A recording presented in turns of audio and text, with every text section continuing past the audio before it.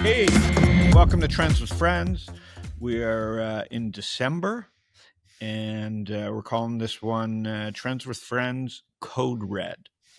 You can see the enthusiasm in my voice. With me today is my regular guest, who's we're going to take a victory lap today. Michael's been on Trends with Friends, I don't know, together for a year or two, talking Apple, Google, kind of winning the AI race, sticking with it, helping me stick with Google and Apple through the last year while OpenAI got all the press. And he's ex-Goldman, as everybody knows. Looking good, Michael, too. Looking good. Welcome back. It's been a month or two since we've done Trends with Friends, but I haven't had much to talk about other than the degenerate economy. And then Roy Rubin is in LA. We're not going to give out his exact location. He can in Calabasas somewhere, and he is joining us. Roy is and his other partner Roy. I have two Ethans that work for me. It's Roy and Roy, R Squared Ventures, that focus on e-commerce, mostly Israel and United States, I would say, right, Roy? That's right. Yes. And the founder of Magento, which is still going strong, I think, independent or owned by eBay. Who's it owned by today? Owned by Adobe today, and actually next year will be 20 years since we started this project. So, I'm very proud. I don't know if Mike knows the story. Quick story on Magento, which is like one of the first big open source. Mike was head of research at Goldman Sachs. Mike, do you remember Magento back in there? It was after you left Goldman Sachs. I think it might have been after, yeah. But Michael took eBay public. Michael took eBay public at Goldman Sachs. So. Oh, nice. Okay, there's a connection there. Yeah. And eToys. Oh, wow. eToys as well, yes. And don't forget Webvan, since you're Webvan doing the great hits. Michael's I think I was famous. like 5 years old at that point. So yes, I remember all that. Quickly on Magento, because this is important to the discussion as we talk about agentic commerce that OpenAI is doing. You're the expert here. Roy writes a lot on LinkedIn, so we'll share some links. Michael obviously has his my favorite AI newsletter full of links every day, almost relentless. Roy's starting to write more, which is always a good sign when the smartest people are writing. But right quickly on Magento and then R Squared, and then we'll get into it. Yeah, so Magento was an open source e-commerce platform. Still is, but now much more cloud. Since certainly Adobe acquired it, it's known as Adobe Commerce now. Started almost 20 years ago. We came out of an era where open source was kind of the hot thing in the market. Developed what was then very revolutionary in terms of having a platform that was extensible and open and allowed anybody to download it and kind of do what they want with it. Developed a great enterprise business, sold it in 2011 to eBay PayPal. And then it was spun out in 2016 out of eBay. It was part of eBay Enterprise by that time, spun out, acquired by Primera Capital. And I rejoined the board at that time, and we sold it to Adobe in 2018, the second time. But it powered, hundreds of billions of dollars over the years of goods. The funny thing about Magento, I still talk to a lot of entrepreneurs today that Magento was built pre-cloud. And what we delivered to our customers was a zip file. So that's how old I am, when I still remember that we had to compress into zip files and send it to our customers because we never took care of hosting infrastructure, any of the jazz that we know of today. It was very different back then. So since then, it's a way to get me to stop talking. And since then, we've become friends, as yes. I am with Mike, and we've ridden around the world thousands of miles together. You're a beast. I mean, you're a photographer essentially, so you just have to tell me when you're out again, and I'll. Right. Roy, Mike, Roy can be right. I can't fucking drink water while I'm riding because I'll fall over. Roy will do booking, make reservations, flight reservations. He'll be doing 20 miles an hour. He'll be on his phone. He uses an Android. Mike, he uses an Android. Okay. I love Androids. He's an Android man who went ChatGPT. We'll get into this, and now is back, I think, thinking Gemini. So at the high and now doing investing you're raising your second or third fund. Our third fund at this point, yeah. Yeah. And born in Israel, served in the military, or born in the States, went back to born in Israel, but lived in the US most of my life. Grew up in the US and then spent 5 years in Israel from 18 to 23. Went to the military and then came back here when I was 23. Yeah, so we've been to Israel, and then we're going to Israel in March. Mike, we may drag you on this trip in March. Yeah, I'd love to come. Yeah. Okay, yeah, that's a great idea. We gotta get Mike on this trip. Okay, so here we are. It was an OpenAI world, even though Gemini was probably not scared. We can get into all the possible tactics, but now I think there's this Wall Street Journal's covering it. Michael, you've been covering it. This code red, right? So Gemini 3 comes out. Michael, you always thought Google could win the long game on this. Tell us what's going through. I mean, I got to think Sam knew this too, because he's not, maybe he's delusional, but maybe he's not. And so tell me how this flipped so quickly, even though everybody, like guys like you, knew the end game, and even Fred Wilson, right? Like even Fred Wilson, so quickly before I die, Fred, this is how great the markets are right now. This is how great technology is right now. Forgetting politics, forgetting markets, forgetting anything. You got the cloud, you got the smartphone. It'd be fun to have low interest rates, but we still have relatively low interest rates. We've got stupidity around us, and we a lot of distrust. But you've got drones, you've got semiconductors, you've got AI, you've got the cloud, which intense development still around the cloud. You still have the social network world. You have stable coins, and so tell me what's going through everybody's mind now that like there's a chink in the ChatGPT armor. Why is it a code red? And just give us your opinion, then we'll go to Roy. Well, it's reported to be a code red within OpenAI, where Sam Altman apparently put out this internal memo that was reporting. The irony here is that OpenAI just turned 3. ChatGPT just turned 3 last week. November 30, 2022 was the birthday, as it were, of ChatGPT. And December 2022 was when Google reportedly declared a code red in 2022. So it's 3 years later. Google now, under Sundar Pichai, who everyone said was not a wartime CEO on AI, etc., and all of his peers at Max 7 were ferociously building, investing gazillions, etc. Google has been playing the long game, and that's why 2 years ago I said, "Hey, Google's going to win this round with ChatGPT." I put a detailed post. I put some stuff up on in the last few days on this, and it's not a. It's a thing. It's a thing you could say because it's a movie we've seen before. We saw Microsoft versus Netscape in the mid '90s when I led Goldman's internet effort. Netscape basically, took over the world. It was your entry. It was for guys like me who weren't on the internet yet. It opened up me from DOS, pre-Apple. It opened up me from like truly to the internet as a 30-year-old person. And for 3-4 years, everyone thought Netscape would take over the world. It would just grow, take browser share, and it would be the thing. And Microsoft saw it a year later. I had Bill Gates on stage and the Netscape folks, and Bill basically, he announced on stage with me, they were going to make their browser free. And, did he make that announcement? Was that stage on Epstein Island? Just wondering. It was adjacent. You could see it in the horizon. Goldman was involved. It could have been just on the dock. Okay, but no. Anyways, I'm kidding. So keep going. So Gates is up there. The point I'm making is that 3 years is an interesting time, right? It's when you look at the world of kids and toddlers. When they go to kindergarten, they realize they're not the only one. And in the AI world, Google has now all of a sudden all of these companies are really competing. And the last 2 or 3 weeks, Google seems to have come from nowhere. It was not nowhere. They've been working on it for 3 years, actually years longer. Google, actually came up with their researchers came up with the Transformer paper in 2017 that gave us the T in GPT, and then Google bought brought back the lead author of that paper about a year and a half ago for $2 billion. His company, Character.ai.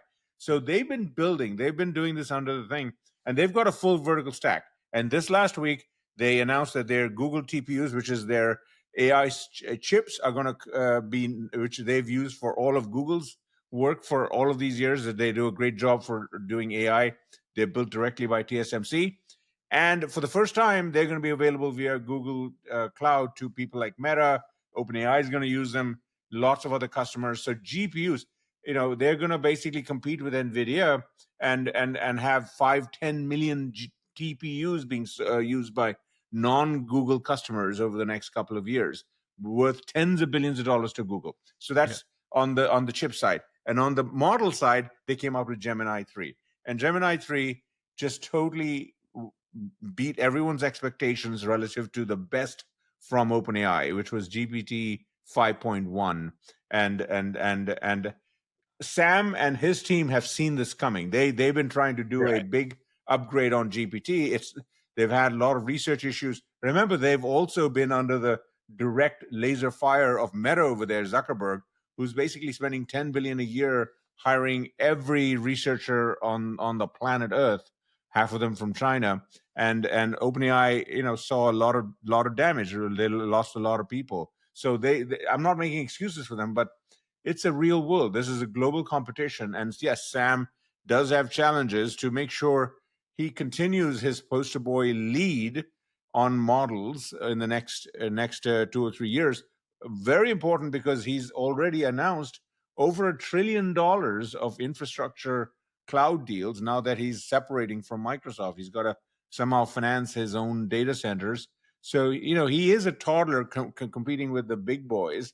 And he's got a big challenge. So that's why it's not unexpected that he was candid enough to call a code red within his company 3 years after Google called the code red. And this exercise will continue. I don't think they're over. They've got over 800 million people using GPT. Google has 650 million by their numbers. My view is that over the next couple of years, if both companies do their job right on the consumer side, they'll each have 1 billion plus. Out of 8 billion people on the planet, 5 billion on the internet. Everyone wants to use internet, agents, reasoning, etc. Because unlike like ICQ or chat products or AOL, like the more you use something, theoretically, the more you use ChatGPT, the better it gets, theoretically, and there's a lockdown there. Versus, does it matter about UI at some point and switching, or does it? UI matters, absolutely. You mentioned of ICQ, which again ages us. This is chat that became Netscape, chat product. But these were network businesses. In the context of AI models, yes, the more people you have use them, if you have permission to use their data, your models get better, both from a training and an inference point of view. And the more data you have, the better it is. It's not different than what Google has done for 25 years in search. The more people use Google search, and there's over 10 billion people searching every day, Google search gets them way better than anybody else, because they know what people are looking for and they can optimize it for search. Right. So search is just a different version of AI in that way. It's machine learning, it's algorithms, etc. So yes, more users, more data, the better the product. So it is existential for OpenAI to have the lead position, billions of users. And they've got to figure out a way to continue to be ahead of the curve. And figure out how to raise money to spend it on data centers and how to charge a customer. And that's where I want to come to the customer side. Correct. I'm the last guy to use the product, an investor, right? Because I'm not a tech person, so I'm not going to be in the line of scrimmage with all this stuff. And so I'm friends with people like you and Roy, who's riding his bike, ordering Ubers, and showing me ChatGPT way back at the beginning as a Google person, saying, "Oh my God, Howard, you're never going to." I think it was you, Roy. I'm never going to use search again, even though you were an Android user, or you were paying for ChatGPT, and you're an e-commerce background, and you recently wrote this incredible piece. You have to explain it to us on LinkedIn about when platforms start building out. So the code red to you means what, and where are you in the usage and what you see around you? So first of all, I love that as a consumer, I love that companies have code reds, because we benefit as consumers. Let them code red this all day long, right? Because we're going to be the beneficiaries of it. So I love it. I think my behavior has changed. I used to be very deep into ChatGPT.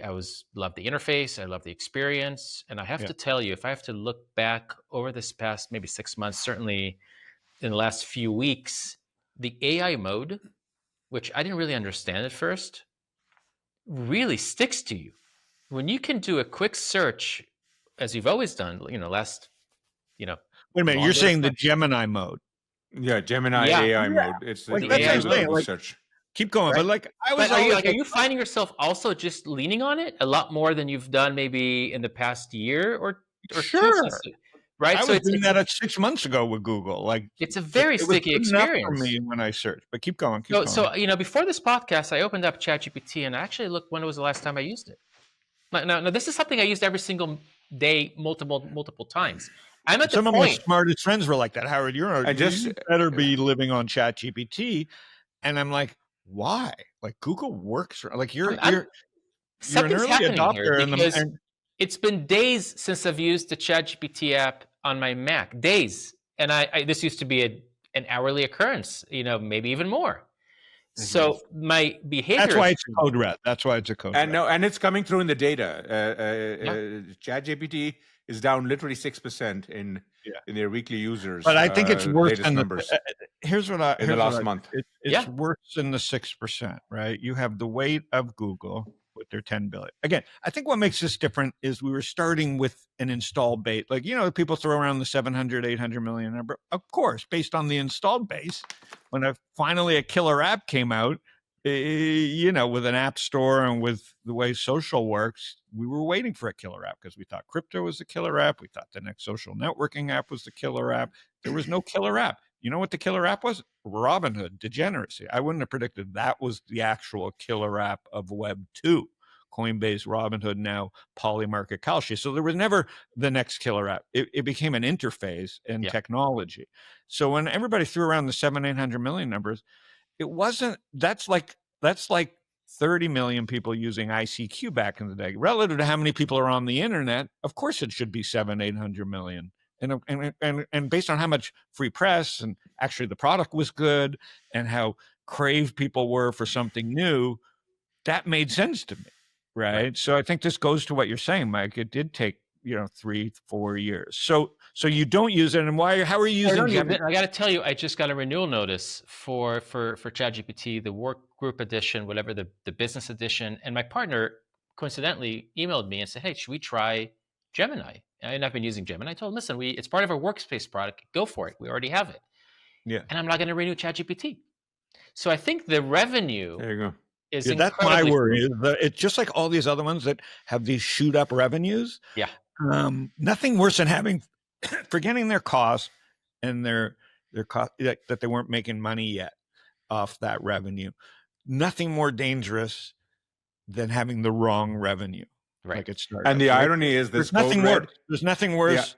Yeah. I've done this with StockTwits. Because I started StockTwits and I was a business person, not a tech person. All I thought about was revenue, not growth. Right. And guess what? It was a really bad revenue, even though we had good revenue the first 3 years.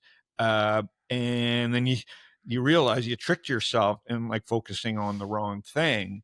But keep going, Mike and Rook. Keep going. No, I just wanted because you brought up revenue, that this is just recent data. Look, in 3 years, OpenAI has become the most successful subscription-driven business on the planet, right? Much better than AOL, which we've been talking about. They over almost 15 to 20 billion in revenues. Over 5% of those are paying $20 a month customers, and they were just in the process of building their ad business, to counter Google, because that's the only other way to do it on the consumer side, and they postponed it in this code red. He said we're going to refocus on making sure our model can compete with Gemini 3 and Anthropic's Claude and so on. And here's an anecdote about why I always fucking distrusted Sam, and the fact is we all knew it was going to be an ad model, right? Or at least I knew. Like, great that they built a subscription business, but it was not going to be big enough, right? And ads will work. My problem is always, and this is the blue link problem that everybody complains about Google. If you're going to be an AI product and you're truly going to do ads, and if the best, let's go into drugs, if the best product for people to search, we already know what the cheapest product is to go order drugs, cost plus drugs, Mark Cuban. So theoretically, if you search anything that is related to like buy this generic drug, there only should be one link. right? Like, so in a true world, the ad model's flawed. And guess what? That's why they won't, like, to me, how do you try, if OpenAI, if AI is supposed to be better and it's not serving the answer that you complained was flawed about Google, then Jesus Christ, like the whole thing's going to come tumbling down. Meaning, anytime someone searches AI, I got a cost and a drug problem. It's Mark Cuban's product, plain and simple, because it's marked up like Costco. So it's like the whole thing's wrong. So we'll get into the agentic. So they've paused ads. Obviously ads is going to be a business for them at some point, but it's flawed just from what I said. Like, I don't trust them, right? I already trust or distrust Google enough that you're not going to get me to switch to OpenAI.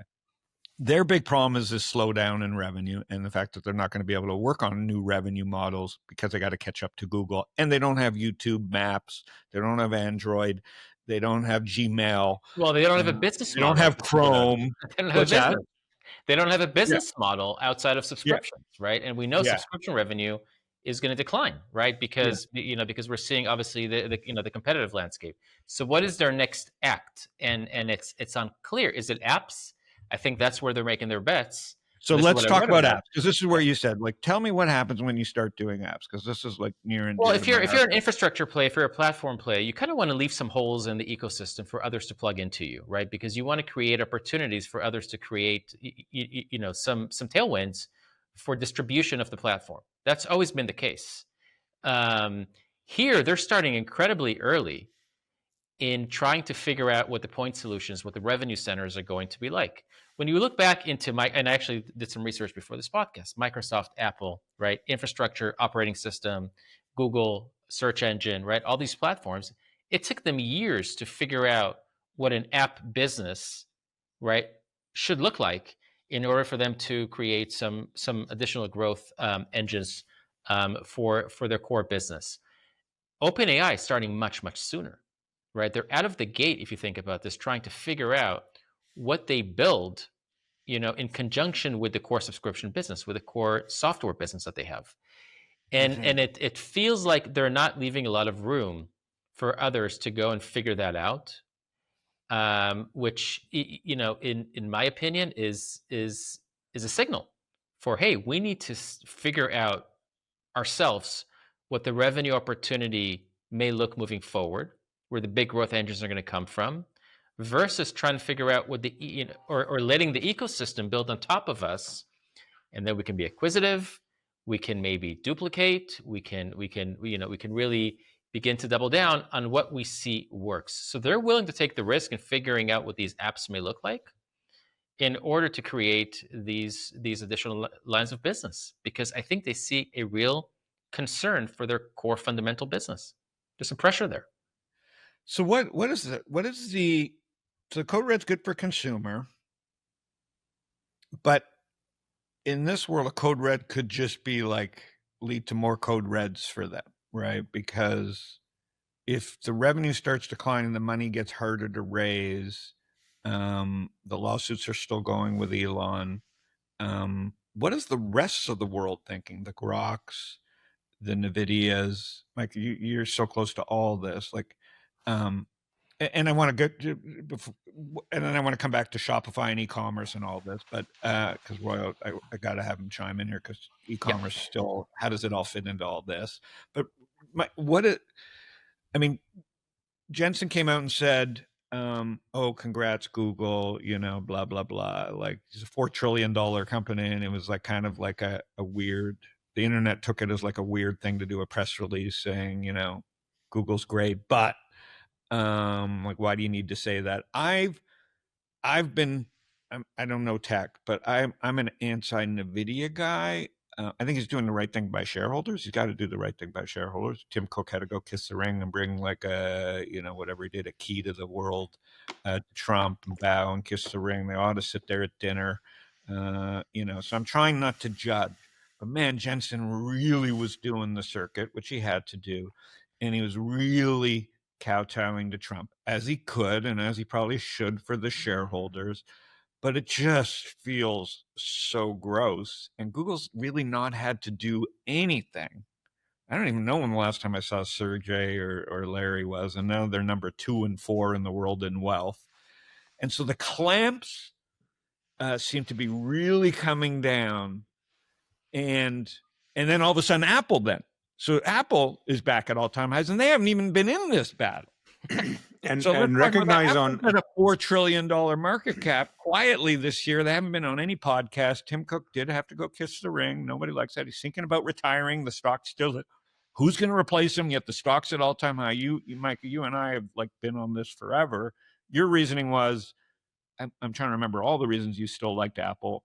But the real reason looks to be like, let these guys all go kill themselves. We're still the delivery mechanism for half the, other than Android, whatever it is, half the, and you go into an Apple store and it's fucking packed. And then the other clamp is Fred Wilson, who is an Android guy, flip back and forth. And he just bought the Solana phone on Android, right? Like he's back writing. He's so excited about all this stuff, right? As crypto meets AI, meets security, meets nuclear and energy. Like Fred's back writing, just like you guys. Like all the Ohm's back writing. Michael Burry's out writing in finance. Everybody, Michael Lewis is back out doing. Everybody's back in the game because there's so much going on. As you said, code reds are good, kind of for everybody when the stakes are this high. Like, how is Apple laughing right now? And what's Nvidia? Well, Apple, remember they signed OpenAI as a partner about a year and a half ago. Yeah, was that the killer move? Just give OpenAI like the perception that they were going to win? It was the right move at the time because OpenAI is the leader. But look at the news right now. It's all but certain that they're going to use Gemini, a proprietary version for Gemini from Google, to power Siri, and that's going to be the big thing next year. So that accelerates Google's distribution. And they didn't have to spend on data centers. They just built more stores to sell their products that have high margin. And they're using Oracle and they're using everybody else to do that. You're totally right. And what I'm getting at is Apple continues to be in a very strong position. My view on Apple has been, look, I think it's stronger than ever. It's beyond maybe stronger not than the ever. most innovative company anymore, but it's stronger than ever. It's way innovative. They don't get enough credit for innovative because the media is focused on things like large language models. There's a boatload of innovation that goes on underneath. If no one really thinks about, they got 6 ecosystems, operating systems. The key apps across all of them, they control $3 to $4, $5 billion a billion users in notes, in messages, etc. They work across every imaginable platform, from a computer to a smartphone to a wearable, the AirPods, etc., in seamless way. There is no Android, company that matches it. So does Google. Sorry, so does Google does, but they're not as Google as amazing. Google is from an Android point of view. Howard, their Pixel phones are less than 2% of Android phones around the planet. Google is Android is a distributed strategy where hundreds of OEMs, mostly in China and India, make lots of phones. Most of them don't ever talk to any Google service. Google makes no money from Android for the most part. They make money on search, etc. So it's a very different strategy, is what I'm trying to say. Apple is still a nice little. It's a nice little have. It's a huge have. It's a huge have, especially in the world of AI. They will be able to distribute their Gemini around, and they're paying. And that's what Fred Wilson said. He's like, it sits in the corner. He got his 95-year-old mother on. He wrote this post saying, and Fred hasn't talked about AI, like he's investing in AI, and hasn't been writing for a couple of years. And I'm lucky I get to sit down with him. And then all of a sudden he's writing again 2 weeks. He didn't even tell me he was going to start. And then he just wrote a post about him getting his mom hooked up with agents on Gemini 95 on Gemini because it hooked in with Chrome and it was easy to show her what to do. And I'm like, are you kidding? Like, forgetting the code red, Fred Wilson and Roy Rubin. I got to talk to Brian Norgard, who was like, Howard, ChatGPT, if you're not on ChatGPT, I'm sure he's flipped, but the data points are insane. You were always on this, Mike. I think Ohm probably was, anti-OpenAI, but like he's more media. And then when I heard Roy write this post about when I saw Roy write this post about apps and then tell me I'm thinking of switching as an early OpenAI user, that's all I needed to know. But let me ask you a question, right? These models are so great, right? And they're going to surpass each other, right? There's going to be a continuous evolution and movement. Do we really care as consumers? I'm at the point where it's all great, it's all fantastic, right? They're good enough. They're good enough. I don't care that my son uses OpenAI. I don't care if he switches. Like, I don't care. I don't care if he uses SoFi or Chime. I don't care if he uses Robinhood or right. This is why where we. But you got to have a business model, Roy. In this type of environment, you do have to have a business model. But what I'm saying, Google and Apple are the edge, right? If we use AI on the edge, right, where it's easy for us to do it through our phones or through our Google, search behavior, that's what matters for scale, right? That's where the winners are going to be.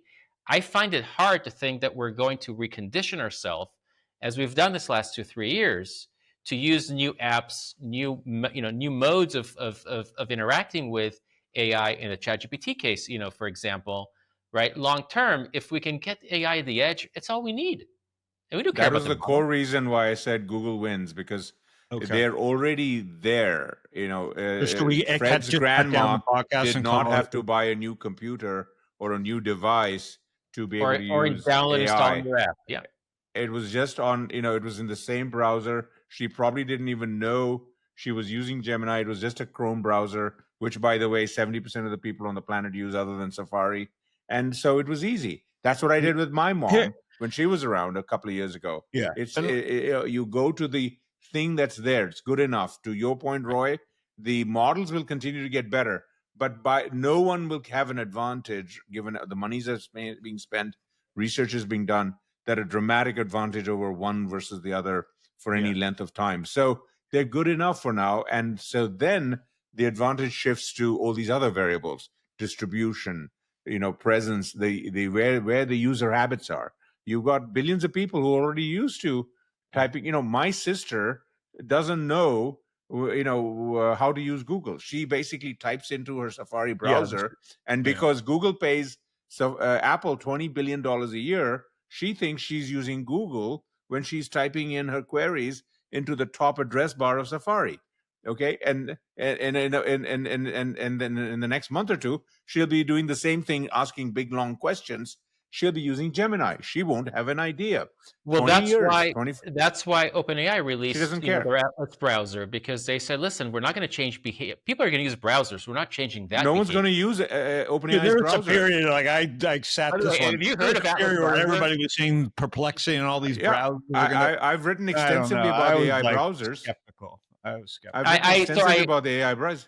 But the problem, Roy, is with a new browser, you have to download it. Atlas is a great browser. I've tried it. Comet from Perplexity. There's 6 or 7 of them. The problem is most people, have not downloaded a new browser in a decade or more. Okay, if you're on Apple, you're using Safari browser. If you're on anything else, or even on Apple or whatever, you're using Chrome. End of story. That's it. Story. I downloaded Atlas. I played with it for like 48 hours. Okay, and it overtook my Google search experience, which just pissed me off. And I installed it because I said, I still need Google search. I still need to be able to search for something. And when you take that away from me. Talk about the game set match point, okay? Like Microsoft, I'm not even talking about them because they're great. They have cash flow, and I can't.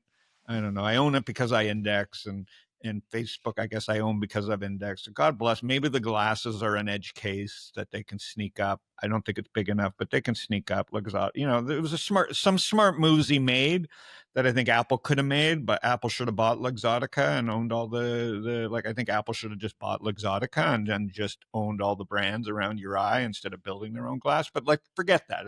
I don't think it's big enough, and it's just too independent. I'm just, in the world of Warby Parker, I just think it's going to be hard.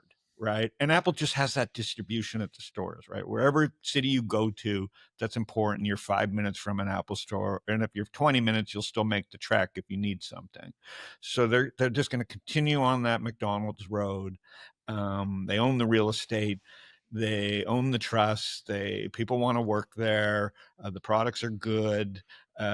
People are addicted. But the more important thing that Google have always said is YouTube. Like, if we get down to it, video, if we look at Netflix and the streaming wars and the content wars, Netflix is now the largest streaming platform, bigger than Netflix, bigger than everybody.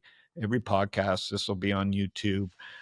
You can't win that. So they have the edge, and Apple has the edge, and then they have the meat because they have your attention. Because the true attention is on YouTube. YouTube's on your TV now. It's not about Twitter or Facebook. It's YouTube. So they own the two most important things: the edge. Not they own the edge, but they're on the edge. They have the stack, and they have Gmail, and they have Maps, and they have the biggest one of all, YouTube, which is just going to keep compounding. Period. End of story. And the search that goes with YouTube. So I just think it's just getting going for Google at this point. People don't want to believe because they're leaps and bounds ahead. Yeah. What's that? I think they're leaps and bounds ahead. They've got Mike, the you called this. the audience. Congrats for keeping me in this. I think Apple's now leaps and bounds ahead by not going into debt to do all this stuff. Think about these companies that took debt on, that we never thought that would have to take debt on. We never thought Oracle would have to take debt on again. We never thought Facebook would have to. We always were talking about their cash. What are they going to do with their cash? All of a sudden, they're taking debt at 5-6% or 4% instead of 0% when they could have done it 6 years ago. But there was no use for it. There was no use for it 6 years ago. So I don't know. There is like a serious problem underneath Google and Apple that a lot of people have fallen into the trap of, like Mag 7. And I think even other than Elon, who has space, and I hate to say it, like he's back on top, but I don't think Grok has a chance. Is anybody using Grok? I use Grok through x.com tweets when I want a clarification for something. I think they're embedding of Grok inside of X. So it's a good use case on Twitter, I guess. I don't do it that way, but that's a few hundred million people on Twitter. Yeah, I love it there because it's early adopters like us is what I'm talking about. It's not. And you love it because what? It really does explain things for you. Yeah, I can ask immediate questions. I can ask for references. I can really learn. At times when there's a question that pops up and it's integrated into the tool, it's a brilliant strategy. The question is it going to change my behavior now to go to Grok independently? I think the answer is no. I'm honestly shifting a lot more towards Google. I never saw that coming, and it's fascinating to see that evolution. Okay, I think we've given enough.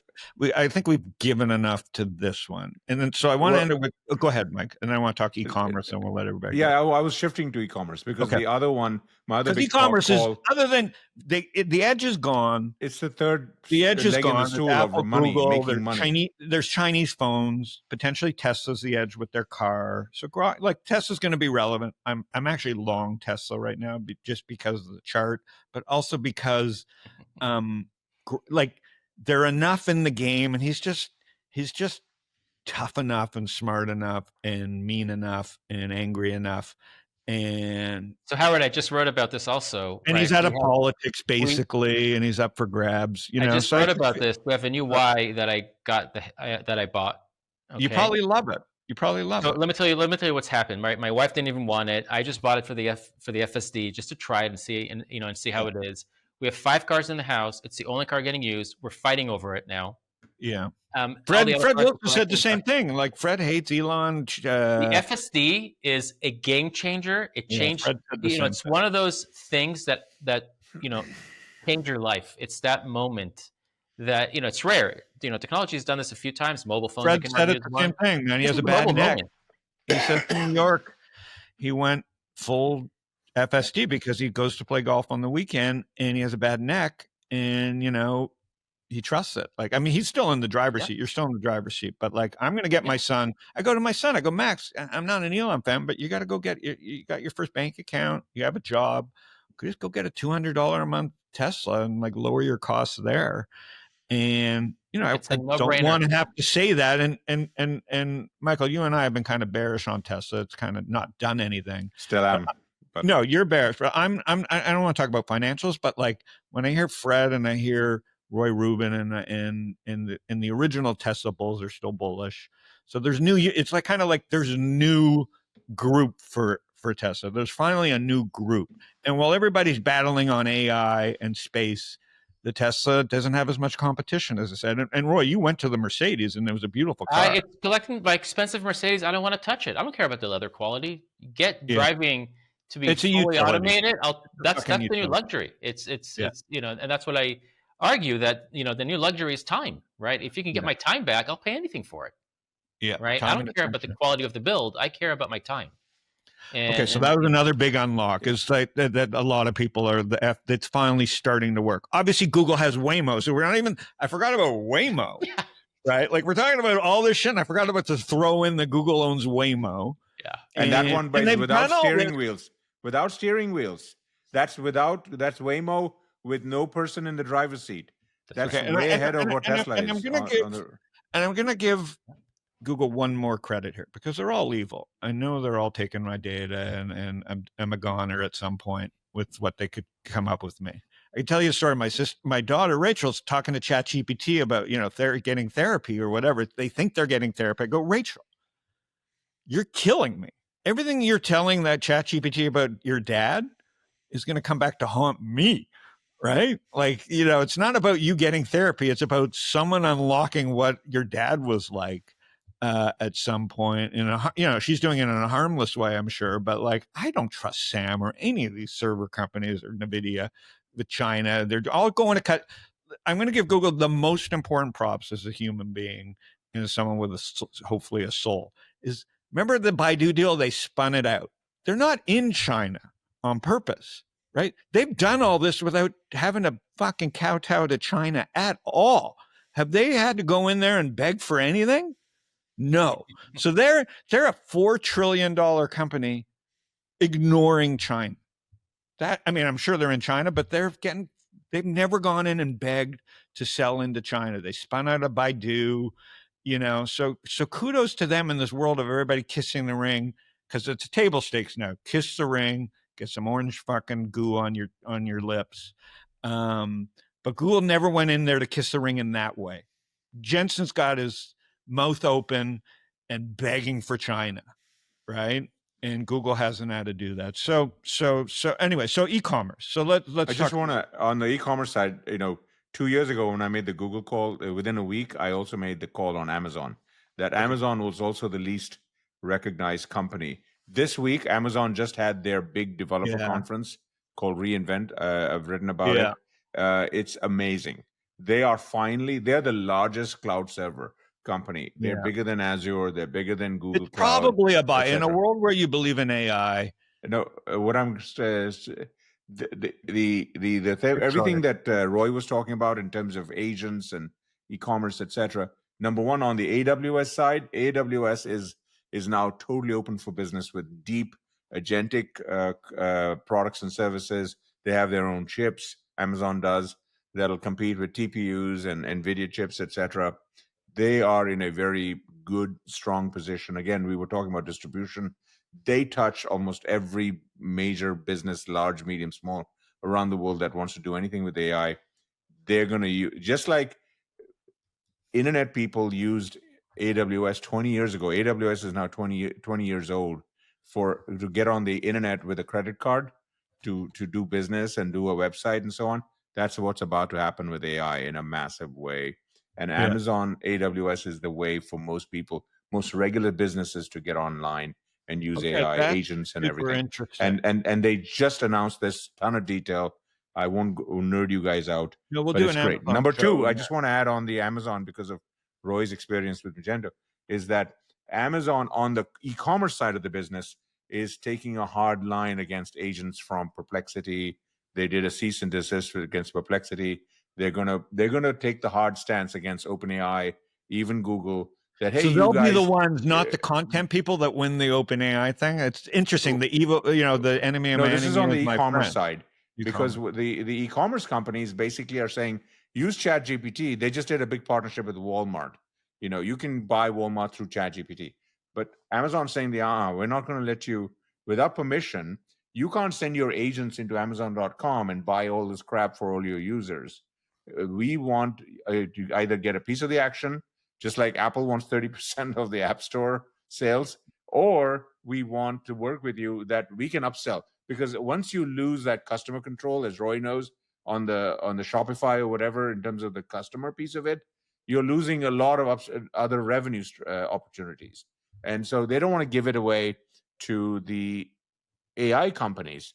And this is what is being known as the dead internet, or the broken internet piece of it. Just like the AI is upsetting the content business, where I don't have to go to newspapers, New York Times, whatever. It just summarizes everything for me and tells me what's the news. Same thing's happening with e-commerce, and Amazon is on the front line of the Mag 7s, basically saying, we are the big gorilla here. We want to basically, you have to go through us. If you do it without our permission, we will sue the bejesus out of you, which is what they're doing to Perplexity. Okay. Yeah, just an Perplexity FI. is So it's a big. Yeah. And Perplexity is a canary in the coal mine, because Yeah. what Perplexity is, they're very hustling, and I really like them, but they're not the big company. They'll be part of something else in a year or two.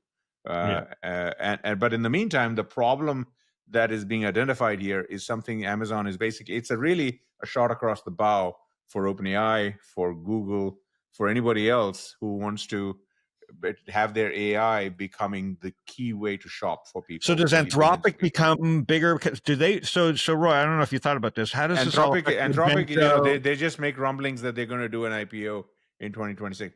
Anthropic is all e-commerce. Their bread is buttered on the enterprise side, so they're not playing in the e-commerce game. Their core thing is basically businesses using Anthropic for coding and for a whole bunch of other enterprisey services. And Anthropic, remember, Amazon is an investor in Anthropic, right? And so is Google. So is Google. And so is Google. And now so is Microsoft, and so is Nvidia. Those two just announced billions of investment in Anthropic, which is why Anthropic is comfortable enough this week to say, leak out that, we're talking to bankers in 2026 to go public at a 300 billion, 350 billion valuation, compared to 500 billion for OpenAI. Remember, Anthropic was 20 billion. I remember that a year and a half ago. Market cap. I mean, they've come a long way. And you talk about revenue models. Anthropic's model is all enterprise APIs through Amazon. They have a better business model. They have much better margins than OpenAI wants to do everything, right? Which is their opportunity, because they're ChatGPT. So so there are three ways to make money on the internet. One is we talked about subscriptions. Number two is ads. Number three is e-commerce, which is what we're talking about. I think there's a fourth, because I think ads bleed into prediction markets, and it's a new form of media. I view that as transactions. Yeah, it's transactions. Correct. Yeah, because you're paying. It's going to replace a lot of ads. That's why I'm bullish on prediction markets, because it's actually not betting as much as it is a better model for media to, to see the price. Like as I tell my daughter, it's like, instead of yelling on the internet, right? So we'll end with prediction market. We got to get to e-commerce, and we're going long because you guys are great. So, and I don't get to talk to you together, but my daughter's like, like all these kids that were arguing. I'm like, forget arguing, guys. It's gotten us nowhere. What Kalshi in Robinhood did is insane, but like what Kalshi and Polymarket are is a new form of news, right? It's not perfect yet, but it's gonna. He was on 60 Minutes, for Christ's sake. They have like no customers, Polymarket. They got a $15 billion valuation. Full disclosure, I'm a small personal investor in an SPV. But they can't say they're not a tech company because the valuation would come down. But all they are is a media overlay, a yes/no button, instead of a stupid takeover ad, right? And all that revenue is going to, CNN just got to deal with the prediction markets, right? Because it's media, right? Like if you're talking about the election, show me the odds. Don't give me a meter at the top of your site. I just want to hover and see the actual odds. And I don't have to go to Twitter. If I see the odds, I don't have to complain. So I think this is a huge, again, this is not this show. This is a huge disruptor to social media, right? It may help. You could go place your bet. And of course, you can still go to social media and blow your brains out and yell and be angry, right? But I think what people don't realize, what I'm like, while you're using Grok, I get it. I'm on front page of Polymarket and Kalshi to see what the real news is and like what's really happening, right? Like I don't need to hear Trump call somebody a name anymore. He is the president. I can't, but I can go to Kalshi or Polymarket and see what are the odds of something. Now they could be wrong. Like it's imperfect, right? And we know that. and the markets aren't deep and they're going to be wrong a lot. But go place your bet, then go argue. Like, the point is, why argue with what already is happening with people's money on the bet? So that becomes. Let me just say a few words on commerce because I have to wrap up in a couple of minutes. Yeah, go ahead. So where does Magento, eBay, Shopify fit in here? Because obviously, here's my take, right? And whatnot, right? This is whatnot, what everybody's using. Yeah. So there's like 4 major channels for forgetting YouTube, but like the 4 major channels to sell shit. Right. So commerce is as Michael alluded to, right? It's a very complicated experience, right? There's personalizations, there's upsells, there's cross sells. There's a lot of dynamic actions that take place in order to really optimize the funnel, the conversion, and the sell through. And you're not getting any of that on these front end, ChatGPT like interfaces, right? You're getting a transaction, so you're leaving a lot to be desired, right? So as a consumer myself, when I do check out, and I've tried both the OpenAI ChatGPT version and the Perplexity version, there's a lot to be desired, right? It's a very transactional, one-to-one type of an approach. It's not. This past 20, 25 years of evolution in commerce kind of stopped, when you think about what they're able to deliver right now. So there has to be parity at some point. The experience has to be materially different from these chat GPT type engines, where you're getting a lot of what you're used to get by going directly to the websites. And I feel like it's an experiment now. It doesn't really drive a lot of volume. I think that merchants are going to prefer for folks to be landing on their websites where they can optimize the funnel, where they can optimize the conversion. They're not getting any of that opportunity to do so by basically uploading their catalog into ChatGPT. Mm-hmm. So I think it's all noise. I don't know how much of it is real. I suspect there's not much happening there.